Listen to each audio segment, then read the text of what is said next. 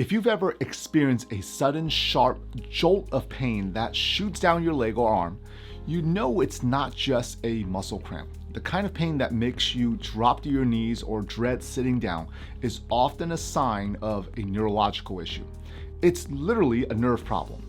But to fix a nerve problem that starts in your spine, you must first understand the most common culprit, the spinal disc.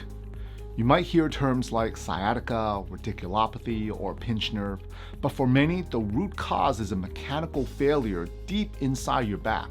It's not simply a matter of weak muscles. It's a structural issue where one of your body's most critical shock absorbers has malfunctioned. To find a solution, you need to look past the symptoms and really dive into the engine room, the anatomy of your spine. This guide is your roadmap to understanding the mechanics of a disc injury, recognizing the common habits that can cause damage, and most importantly, learning the definitive conservative strategies that can finally bring relief. First, the engine room. Anatomy and function of the spinal disc. To understand disc failure, you must first understand the disc itself. Your spine is a column of bony segments called vertebrae. Between each vertebra, from the neck down to the lower back, sits a spinal disc. These discs are not just pieces of cartilage, they're sophisticated, fluid-filled structures designed to perform two essential jobs. One, act as shock absorbers for the immense vertical forces, and serve as spacers that allow your spinal nerves to exit the spine unimpeded. Now imagine the disc as a jelly donut, but far tougher. It has two distinct parts. The outer layer is the annulus fibrosus, and this is a tough, fibrous ring made up of concentric layers of strong collagen fibers like the layers of an onion. The fibers are crisscrossed, creating incredible tensile strength that resists outward pressure. The primary function of the annulus fibrosus is to contain the inner material and handle the torsional or twisting and shear or sliding forces placed on the spine.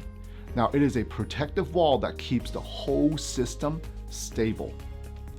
The inner core is called the nucleus pulposus.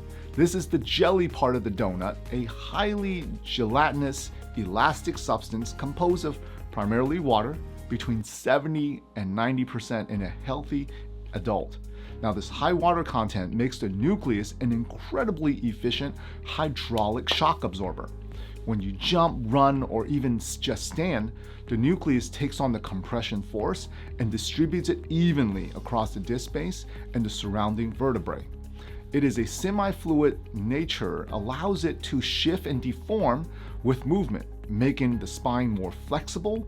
The efficiency of the system is tied to hydration. Throughout the day, as you're upright, the gravitational forces press down on the disc, causing them to slowly lose fluid. And this is why you're slightly shorter at the end of the day compared to the morning. Now, when you lay down and sleep, the pressure is relieved and the disc reabsorbs fluid, effectively recharging itself. Now, this process is called imbibition and is critical for maintaining disc height and structural integrity. A healthy, well-hydrated disc is a robust, resilient shock absorber that maintains the necessary space for spinal nerves. When this hydration process is compromised due to age, injury, or chronic pressure, the disc begins to fail, leading to problems that causes nerve pain or neuropathy. This pathology occurs when protective mechanisms of the annulus fibrosus is breached, allowing the nucleus pulposus to migrate and press on the structures that are exquisitely sensitive, the spinal nerve roots. This mechanical link between the disc damage and the symptoms of neuropathy like shooting pain or sciatica and tingling or radiculopathy. The process of disc failure is progressive and often starts subtly. The first stage is typically a disc bulge. This is a contained injury where the nucleus pulposus places stress on the annular fibers, causing the outer wall to stretch outwardly uniformly like a tire that's been just overinflated. The entire disc circumference extends beyond the boundaries of the vertebral body. A bulge can cause symptoms if it pushes against the surrounding ligaments or nerves, but the nucleus is still very much contained. The damage escalates with disc protrusion, which is often referred to as a slipped or herniated disc. Though these terms are not specific, in a protrusion, the inner annular fibers tear, allowing the nucleus to migrate outward, but the outermost layer of the annulus fibrosus is still intact. The disc material now creates a localized bump or dome that is often directed towards the spinal canal, where the nerve roots reside. This focal pressure on the nerve root is the source of sharp pain and radiating pain. The most severe form of a true disc extrusion, or a sequestration, is an extrusion occurs when the nucleus pulposus material on the inside ruptures all the way through to the annulus fibrosus, causing a piece of that jelly-like material to spill into the spinal canal or the foramen, the opening where the nerve exits. A sequestration is even more severe, where the extruded piece actually breaks off entirely and becomes free fragmented within the spinal canal. This material not only physically compresses the nerve root, but also causes a severe inflammatory response, as the body's immune system recognizes the material as a foreign object. This chemical irritation amplifies the pain, making the symptoms of neuropathy more intense and even more widespread. The crucial point is that the disc material migration directly reduces the space available for the nerve. Spinal nerve, which are bundles of sensitive fibers, are built to transmit signals, not to withstand crushing pressure. When the disc material pushes against the nerve root, it triggers abnormal, short-circuiting signals that the brain interprets as burning, shooting, or tingling pain. This mechanical compression, followed by inevitable inflammatory chemical irritation, is the engine driving this type of peripheral neuropathy. The usual suspects. The cause of disc damage. Disc injuries are rarely caused by a single catastrophic event. More often, they are an accumulation of repetitive stress, poor habits that slowly compromise the integrity of the annulus fibrosus until it finally fails. That's why you can have an injury years ago and not really feel a problem. One of the most frequent culprits is lifting things the wrong way. When you lift a heavy object with a rounded flex back, you create a huge shearing force that is sliding or grinding motion that your disc outer layer just isn't built to handle. Instead of weight being pushed straight down and distributed evenly throughout the cushion center of the disc, the force gets shoved directly backwards. That backward shove makes the jelly-like center of the disc push with immense power against the back wall of the disc's tough outer ring. When you keep repeating this movement, especially when you're tired or lifting something heavy, you're creating a tear in that back wall. This tear is exactly what happens that opens the door for a bulge, or even worse, a full herniation. The key is, many people worry only about how heavy the object is, but that's not the main problem. The way you move the load, whether you bend your knees or round your back, is the number one thing that decides if your disc stays safe or suffers a blowout. Another silent but constant attacker is chronic poor posture, especially sitting for a long time. Your spine is designed to move, but not being stuck in one spot. When you sit in a sustained slouch position, you put your spine in a mechanically vulnerable spot, like bending a paper clip back and forth. In a healthy seating position, the pressure inside your disc is balanced. When you lean forward or slump, that steady pressure shoves the jelly-like center of the disc backwards. That backwards pressure constantly stresses the same single spot on the back wall of your disc. Over time, this small repetitive stress causes that outer ring to weaken. Spending hours hunched over a computer or phone creates the absolute perfect conditions for disc failure. Guaranteed breakdown even if you never lifted a single heavy object. Aging and natural degeneration may play a role in preparing the disc for injury. The primary cause of disc weakness with age is the gradual loss of water content in the nucleus pulposus. By the time most people reach their 40s or 50s, the nucleus has lost a significant amount of its fluid, reducing its efficiency as a shock absorber. This makes the disc less pliable and less resilient to compressive and shear forces. A disc that is dehydrated is shorter, less able to distribute load, and more susceptible to tearing under normal activities. This degenerative process doesn't cause the pain directly, but it creates a fragile environment where even a minor movement like sneezing or bending over to pick up a pencil can trigger a full-blown herniation. Repetitive microtrauma accounts for the disc injuries that seem to happen spontaneously. These are the small, accumulated stresses from years of twisting and bending or vibrating forces that chip away at the strength of the annulus.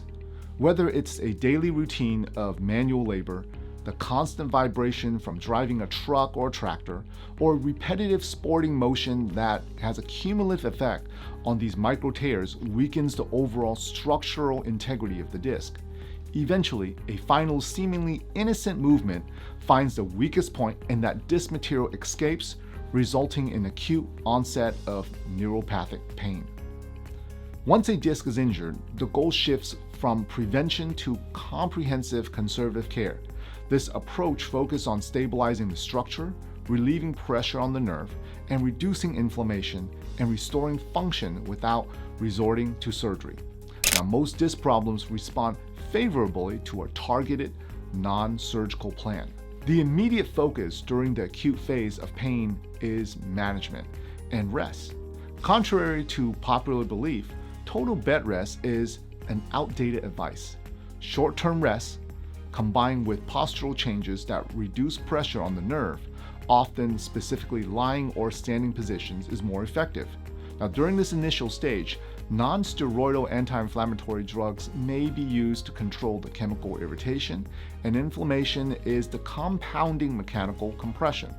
The priority is to calm down the system so that the healing can actually begin. But you may not want to take this long term. As the pain subsides, the focus shifts immediately to restorative movement and core stability. The spine needs to be stabilized by its surrounding musculature. This is achieved through specific load exercises like spinal decompression that avoids placing damaging comprehensive or shearing forces on the healing disc. The key is core bracing, which teaches the deep abdominal back muscles to act as stabilizing cylinder around the spine.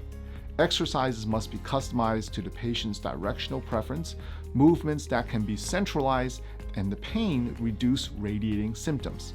This control movement is essential because it promotes the circulation of nutrient-rich fluid within the disc, supporting the repair process. The most definitive non-surgical strategy for relieving the core problem of a disc injury is spinal decompression therapy. This specialized therapy directly targets mechanical failure. The goal is to use a computer-controlled traction system to gently and rhythmically stretch the spine. This creates a powerful yet controlled negative pressure within the disc space. This negative pressure achieves two critical things. First, it physically pulls the disc material inward, away from the compressed nerve root. And second, it facilitates the imbibition process, allowing the water and nutrients to flow back into the dehydrated or damaged disc.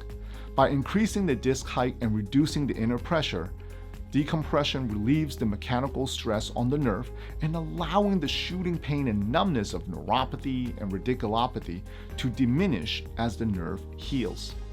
Finally, lifestyle modifications and ergonomics are non-negotiable for long-term recovery and prevention. A proper recovery plan includes re-educating the patient on how to move, lift, and sit safely. This involves demonstrating a hip hinge technique for lifting, where the movement comes from the powerful hip muscles rather than the vulnerable lower back. It also includes optimizing the work environment with ergonomic adjustments, ensuring that the chair supports the natural spine curvatures, and monitor is at eye level to prevent forward head posture, which unnecessarily loads the spine. Controlling body weight is also crucial, as excess weight consistently increases that comprehensive force that already compromised the disc. Now, true healing is a partnership that requires professional therapy to correct the damage and a patient commitment to maintain the correction. The debilitating and life-altering symptoms you are experiencing, that shooting pain, the numbness and burning, are not a mystery, and they are not an unavoidable fate. They're a clear logical consequence of a mechanical failure in your spine. Your disc the very foundation of your body's mobility, are just struggling under the cumulative stress of posture, lifting, and time. Continuing to manage this pain with pills is choosing to ignore the structural damage. It is choosing to let the mechanical issue get worse. The solution to your neuropathy is not found in masking the pain, but in decisively correcting this underlying spinal failure. It is time to end the cycle of pain. By committing to a targeted, comprehensive, conservative care strategy, you step into a definitive path to recovery. The strategy moves beyond outdated advice to embrace sophisticated technology like spinal decompression, combined with precise rehabilitation and essential lifestyle changes. Now, this is the only way that's to effectively relieve the crushing pressure on your nerves, to eliminate inflammation, and facilitate true disc healing. We don't just aim to manage pain, we aim to permanently resolve the problem that causes your nerve issues and restore your full, unrestricted life. Think of this as a moment where you stop guessing and start fixing. If you're experiencing life-altering symptoms of nerve pain caused by suspected disc issues, your window for non-surgical recovery is now. Don't let mechanical failure become permanent damage. Click the link below to schedule your professional evaluation today. We will pinpoint the exact source of your disc injury, stop the mechanical failure, and design a targeted conservative plan that puts you back in control of your spinal health. If you're watching this video and you're not in our local Northern California area, comment below and we'll find you a doctor that will best take care of you in your area.